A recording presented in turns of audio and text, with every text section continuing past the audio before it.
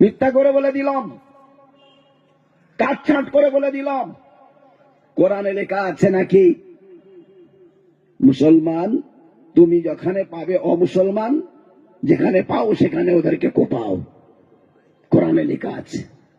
পারা নম্বর 10 সূরা তাওবা আয়াত নম্বর 5 খুলে দেখে নিতে পারে। লেখা আছে কি, যেখানে পাও অমুসলমানকে ধরে কোপাও। দেখেছেন কত বড় মিথ্যা কথা। আয়াতটা পড়েনি, তারপরে আয়াতটা পড়েনি, আয়াতটা পুরো পড়া হয়নি। এই জন্য ওরা আমাদেরকে ছেড়ে দিয়েছে পুরো করার জন্য। বলুন, আমি যদি বলি আপনারা কুকুর পুষতে ভালোবাসেন, আর আপনি যদি ওই শব্দটাকে একটু কেটে দেন, বলেছি কি আপনারা কুকুর পুষতে ভালোবাসেন, পুষতে ভালোবাসেন, ওটা যদি কেটে দেওয়া হয়, আর যদি বলা হয় আপনারা কুকুর, কথাটা কেমন লাগবে? গালাগালি লাগবে না? গালাগালি লাগবে। কথাটা যদি আধখানা বলে দেওয়া হয়, গালাগালি হয়ে গেল। কথাটা পুরুত বললে ওটা একটা ভালো কথা হয়ে গেল। আপনারা কুকুর পুষতে ভালোবাসেন, এটা ছিল কথা। পুষতে ভালোবাসেন কেটে দিয়ে আপনারা কুকুর, এটা যদি বলা হয় তো এটা গালাগালি হয়ে যাবে।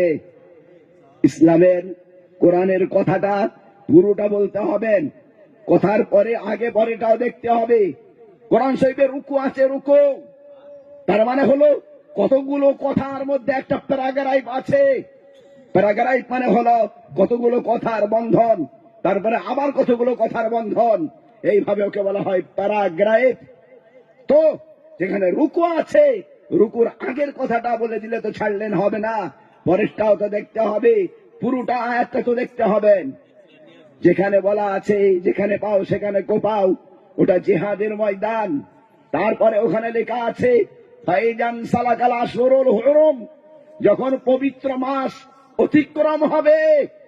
মানে কি, আশুরে হুরুম হলো 4খানা মাস।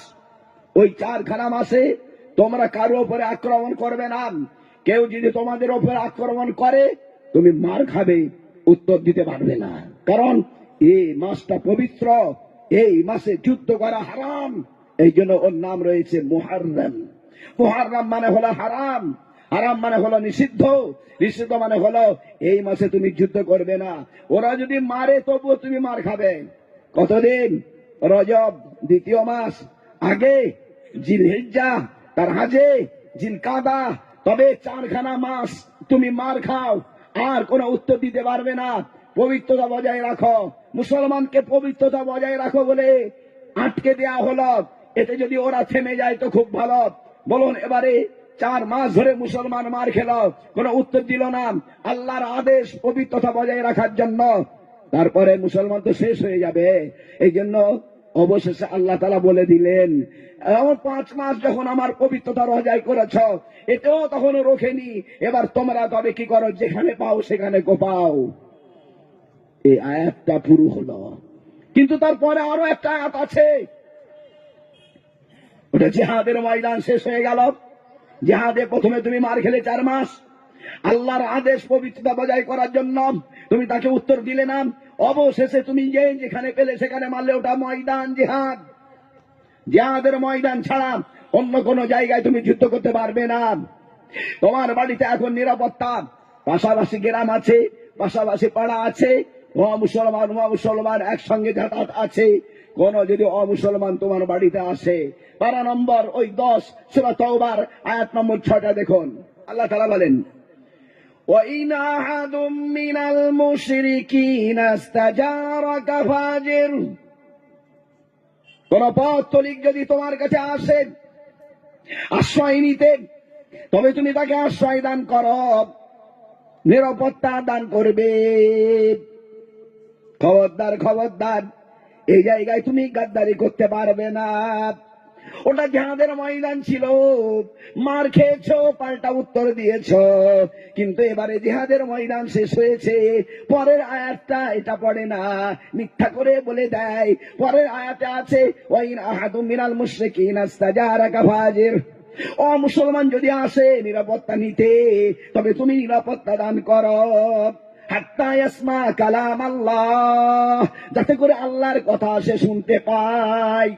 আল্লাহর কথাটা সৎভাবে আলোচনা করে জানিয়ে দাও। জোর করতে পারবে না, লাই করো হাবিদ্দিন, জবরদস্তি করতে পারবে না। সে যদি বলে সামে না, শুনে নিলাম, ওয়াসাই না, কিন্তু মানলাম না, তুমি তাকে জোর করতে পারবে না। হাত্তা ইয়াসমা কালাম আল্লাহ, আল্লাহর কালাম শুনিয়ে দেবার পরে সুম্মা আবলিগুহু মা'মানা, ওকে নিরাপত্তা দিয়ে ওর বাড়ি পর্যন্ত পৌঁছে দাও। কত সুন্দর কথা। কিন্তু মিথ্যুকরা তারা ইতিহাসকে ভুল করেছে, বিজ্ঞানকে ভুল করেছে। বিজ্ঞান পড়তে গিয়ে ইতিহাস ভুলে গিয়েছে, ইতিহাস পড়তে গিয়ে বিজ্ঞান ভুলে গিয়েছে।